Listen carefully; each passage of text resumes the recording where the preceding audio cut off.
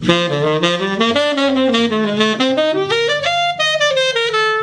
lick is all C major, and still the sound is modern, expressive and melodic. So in this small lesson I'll take you from basics to brilliance. How is that gonna work? I'll show you how basic exercises in the C major scale can lead to amazing lines. So we're gonna work with simple scales up and down, simple arpeggios up and down, and a few scale patterns. And this is the basic stuff we always practice. But you need to know the technique behind this, but you can use this directly into your playing. Let's explore C major.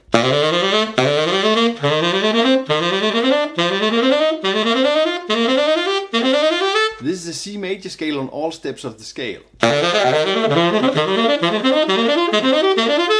These are the arpeggios in the scale. And this is thirds in the scale. And these are the basic raw materials we need to play amazing solos. In the next couple of chapters of this video I'll show you how. Before we really get into the material, let me share the best practice tip you can do watching this video.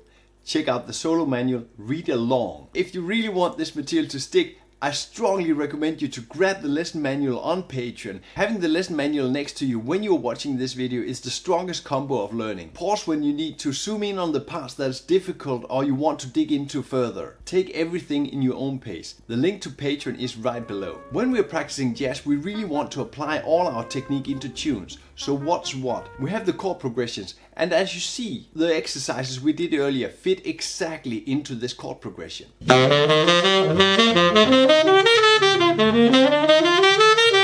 And anytime you're practicing technique, you need to ask yourself one question. You've got to ask yourself one question. How do I use these exercises musically? How do I use the explored material? The patterns I practice I use in all kinds of ways, but the most important thing, when I practice them, I think about how to use them. So start inserting them into your music and listen to the sound of these exercises. For now, I'll begin with these basic patterns, but later in the video I will extend them. I think for everybody the basic techniques I'm using are obvious. I'm moving the scale down on the D minor chord, then I'm using the G7 arpeggio and the F major arpeggio on the G7, and then I'm using a bit of scale on the C major. And still, just using these basic materials make it sound right. How do I make it sound right? I literally take one of the exercises, just dump it into the first bar, play it. And then I'm aiming to get the chord notes on the beat. This is for another video because this is kind of a long story. You need the chord notes kind of on the beats to express the function of the chord. But one of the most important things is I figure out where I want to land in the next bar. I'm landing on this D on the G7, the fifth of the G7. So in that scale I'm moving down, I'm playing towards the closest note in that G7, and that happens to be a D. And exactly that same system I apply on the G7. I'm hitting the D, the ninth on the C major, and then running down. And you probably noticed this. Why did he change the direction of everything? He played everything down, but the exercises were up. Let's dig a little bit deeper and see if we really know C major. I need to be as flexible as possible when I'm playing any lick. So I need more knowledge in C major. I need to invert all the exercises. While nerding out this last line, as I said, I needed more knowledge, I need more material, I need more technique. So I flipped all the exercises. I flipped them, reversed them, and now I'm playing them down. And we know it's working because a scale up or scale down doesn't really matter. So of course I want to challenge you, so I'm always taking this a step further. Check out the C major bar where I'm playing the scale from the ninth to the third, from the D to the E. So I'm not really playing the basic scale what we practiced. I'm playing the E minor scale, and I'm not using that root to emphasize the C major. So now we're moving the structures we just played into a new order. We're playing upper structures. What I basically do, I shift those shapes we played 1/3 up. So playing the C major scale from the E to the D instead of from the C to the B. The same 7 notes, I just move it up 1/3. The sound you get when you're playing these upper structures is much richer because you're moving away from the dull root. Everybody in the band is already playing the root. You don't have to. You can play the upper structures in both scales and chords. On the C major major it's E to the D, the whole scale. And on the chord it's an E minor chord, E, G, B, D. So I'm playing this exercise exactly as before, but your mind need to focus on the chord.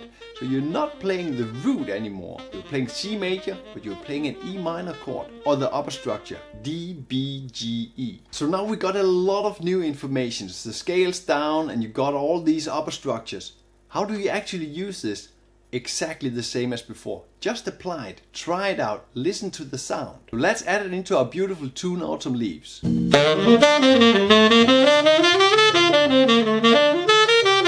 have all our practiced patterns, but as you know, I always want to challenge you. So to really understand C major, dig deeper, keep digging. So as you probably have noticed, I've already taken this thing a step further. I've added enclosures and 1, 2, 3, 5 patterns. So I'm always challenging you to take the next step. Let's start with enclosures. Do you remember that in the beginning of the video I play thirds in the scale? And we never used it till now. All thirds in the scale are an enclosure to the next beginning interval. In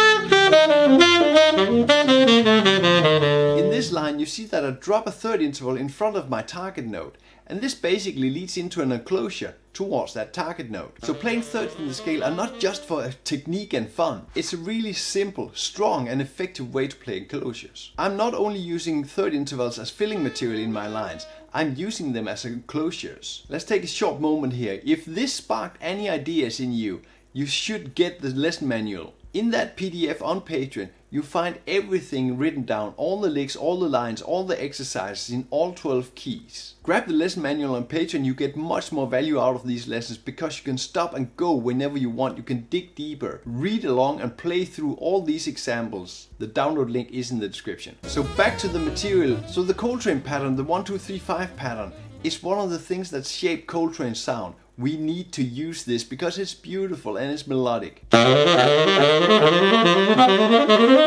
Every 1, 2, 3, 5 pattern are connected to a chord. So as you know now, you can use every pattern as an upper structure. So try this on the 1, 2, 3, 5 pattern too. So let me give you an example. On the C major chord, you have the 1, 2, 3, 5 pattern, the C, D, E, G pattern.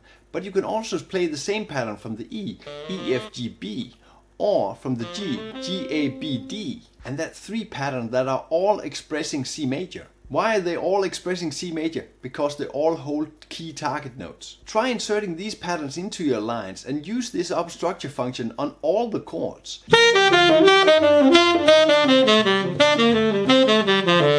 And you see they work really great and they're really musical. And as all other exercises we did, you know you can play them both up and down. So learning one scale, this is how real basic material in one major scale leads to amazing music. It's not all about collecting all the material, but it's very much about seeing possibilities in the material and adding it into your music directly. Go deeper. Don't always find new materials, but turn them around, twist them, use them as upper structures. There are really 3 functions that are easy to use and very easy to apply. If you want to keep this momentum going, grab the lesson manual on Patreon, check it out, read along, play all the examples in all 12 keys. And this is really the best way to get the most out of these YouTube lessons. Read along, stop, go. The download link is right below. You know Coltrane is a genius. If you want to take a step further with his material, how he uses scales in his playing, check this video out. Subscribe if you haven't already, and I'll see you in the next lesson. Play music, have fun.